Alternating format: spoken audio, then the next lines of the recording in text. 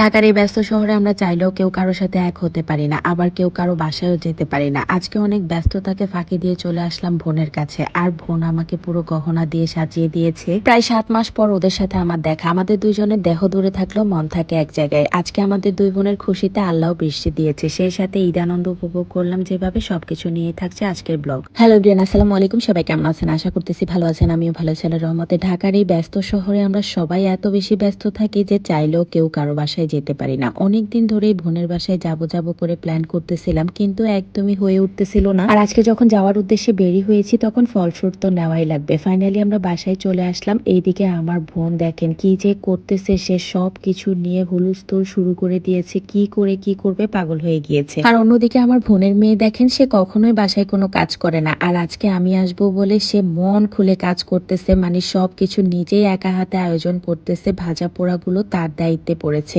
তাই আমি ভাবলাম ওদেরকে একটু হেল্প করি। আমি আবার কোথাও দাওয়াতে গেলে নিজে একা বসে থাকতে পারি না। আমার কাছে মনে হয় যাদের বাসায় এসেছি তারা আমার জন্য এত কষ্ট করতেছে, আর আমি মেহমানের মতো বসে দেখছি, এটা আমার কেন জানি বিবেকে একদমই কাজ করে না। তাই ওদের কাজে হেল্প করার জন্য আমি কিছু টুকিটাকি কাজ ওদেরকে করে দিলাম। অন্যদিকে আমি আর আপু একসাথে অনেক দিন পরে হয়েছি, তাই আমি আপুকে বলতেছিলাম যে কতদিন পর আমি তোমাকে দেখেছি। একটা সময় ছিল যখন আমরা কিছুদিন পর পরই দেখা করতাম আর অনেক আনন্দ করতাম, কিন্তু সেই সময়গুলো এখন হারিয়ে গিয়েছে। অনেক বেশি মিস করি সেই সময়গুলো। আজকে ফাইনালি আমরা অনেকদিন পর একসাথে হয়েছি। বোন তো কি হয়েছে, সম্পর্কটা আমাদের বন্ধুর মতো। অন্যদিকে আমরা এত কাজ করতেছি, শাওন সাহেব শুয়েই আছে। যাই হোক, ওর সাথেও কিছুক্ষণ গল্প করলাম। তারপরে আপু আমাকে আপুর ঈদ গিফটটা দেখাচ্ছিল। মানে ভাইয়া আপুকে এই ঝুমকাটা ঈদে বানিয়ে দিয়েছে। আমি বললাম অনেক সুন্দর হয়েছে, ভাইয়ার চয়েস আসলেই সুন্দর। তা না হলে কি আমার বোনের মতো মানুষ চয়েস করতো? মাশাল্লাহ। এগুলো বলে আমরা হাসাহাসি করতেছিলাম। তারপরে আপু ঝুমকাটা আমার কানে পরিয়ে দিল। আর এই রুলিটা হচ্ছে কিছুদিন আগে আপুর বার্থডে গিয়েছে, সেই বার্থডেতেই হচ্ছে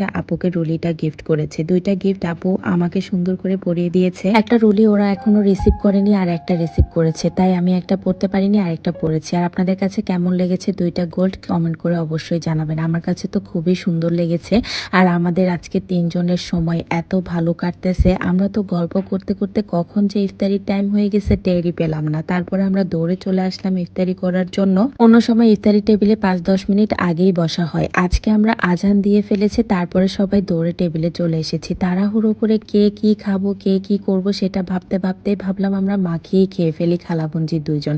তারপরে বাইরে এত সুন্দর বৃষ্টি হচ্ছিল, আমি তো দেখে পুরা অবাক। মানে বৃষ্টি দেখলে আমি এমনিই অনেক বেশি পাগল হয়ে যাই, আমার খুবই ভিজতে ইচ্ছা করে। তার উপরে ভালোবাসার মানুষগুলো কাছে থাকলে তো আর কিছুই লাগে না। আমরা তিনজন এত বেশি মজা করতেছিলাম। অন্যদিকে আপুর একটা ভাইয়ের মেয়েও ছিল, ও আমাদের সাথে অনেক বেশি এনজয় করতেছিল। যাই হোক, আমরা হচ্ছে অনেক সুন্দর একটা সময় কাটালাম বৃষ্টির মধ্যে ভিজে ভিজে। আর এইদিকে দেখেন আপু শাওন সাহেবের জন্য কি যে কষ্ট করতেছে।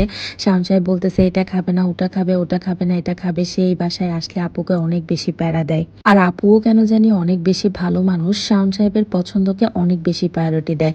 আর এদিকে আমি শাওন সাহেবকে আমাকে লোকমা দেওয়াটা শিখাচ্ছিলাম। আমি বললাম সারা জীবন কি আমি তোমাকে খাওয়াই দিব, তুমি আমাকে খাওয়াবা না, এটা কোনো কথা?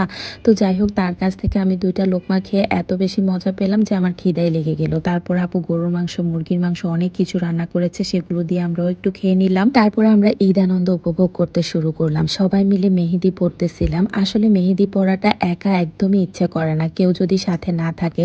আর আজকে আমরা সবাই মিলে প্ল্যান করলাম যে আমরা একজন একজনকে মেহেদি পরাই দিব, অনেক বেশি আনন্দ করব। তো আমি হচ্ছে আপুকে কিছু মেহেদি পরিয়ে দিচ্ছিলাম।